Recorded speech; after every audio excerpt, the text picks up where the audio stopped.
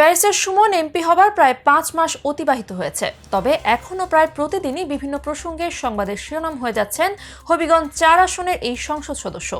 সম্প্রতি এক চায়ের দোকানে গরিব নারীকে ১ লাখ টাকা উপহার দিয়ে ব্যাপক প্রশংসায় ভাসছেন ব্যারিস্টার সুমন। তবে ঠিক কী কারণে এরকম মহানুভবতার পরিচয় দিলেন সৈয়দ সাইদুল হক সুমন? কেমন চলছে তার মৃত খোয়াই নদীকে জীবিত করার কাজ? সেই সব কিছুর বিস্তারিত জানাবো আজকের এই ভিডিওতে। সত্যিকারের জনবান্ধব এমপি কেমন হওয়া উচিত সেটা যেন অক্ষরে অক্ষরে শিখিয়ে যাচ্ছেন ব্যারিস্টার সুমন।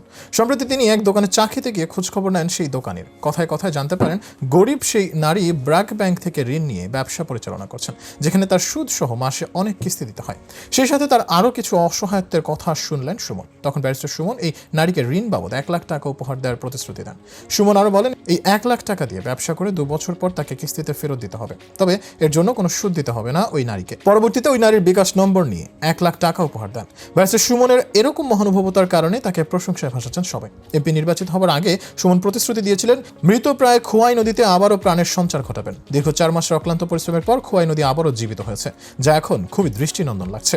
এই বছর মে দিবস উপলক্ষে আয়োজিত এক সভায় ব্যারিস্টার সুমন বলেছেন, সবাই নিজেদের নিয়ে এত ব্যস্ত যে শ্রমিকদের আন্দোলন ও তাদের পক্ষে কেউ কথা বলে না। শুধু শ্রমিক দিবস আসলে পাঞ্জাবি পরে অনুষ্ঠানে লম্বা লম্বা বক্তব্য দেন, এরপর আর কাজ করেন না। সিলেট বিভাগে ১৯ জন সংসদ সদস্য চা বাগানের শ্রমিকদের ভোট নিয়ে নির্বাচিত হয়েছেন। চা বাগানের শ্রমিকদের কথা বলে নেত্রীর কাছ থেকে সুবিধা নেন এরকম এমপি আছেন ১০ থেকে ১২ জন। চা বাগানের শ্রমিকদের ভোট নিয়েছেন আমার চেয়ে বড় বড় এমপি মন্ত্রী ছিলেন এবং আছেন সিলেট ও চট্টগ্রামে। তারা একবারও কি প্রধানমন্ত্রীকে বলতে পারেন নাই, বাগানের লাখো মানুষের ভোট নিয়েছি, আমাদের বাগান শ্রমিকরা মরে যাচ্ছে না খেয়ে, চা বাগান ধ্বংস হচ্ছে, ধ্বংস থেকে বাগান বাঁচান। প্রধানমন্ত্রীকে আমার বলতে হলো কেন?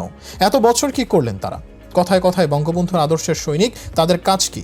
মানুষের টাকা মারা, দুর্দিনে পাশে না থাকা, বাটপারদের ঠিক করতে আমার মতো কিছু আধা পাগল এমপি দরকার। তিনি আরো বলেন, আমি ঈগলের এমপি, আমার সৌভাগ্য হয়নি নৌকার এমপি হওয়ার। তারপরও আমি সংসদে দাঁড়িয়ে যত দাবি এবং যত কথা বলেছি সবগুলোর ব্যাপারে প্রধানমন্ত্রী অ্যাকশন নিয়েছেন। এটা আমার জীবনের বড় প্রাপ্তি। সংসদে যাওয়ার পর বঙ্গবন্ধু কন্যার দোয়া ও আশীর্বাদ পেয়েছি, কারণ সারা জীবন ছাত্রলীগ, যুবলীগ, আওয়ামী লীগ করে তাই শিখেছি। বঙ্গবন্ধুর আদর্শ মুখে মুখে না, হৃদয়ে থাকতে হবে, রক্তে থাকতে হবে।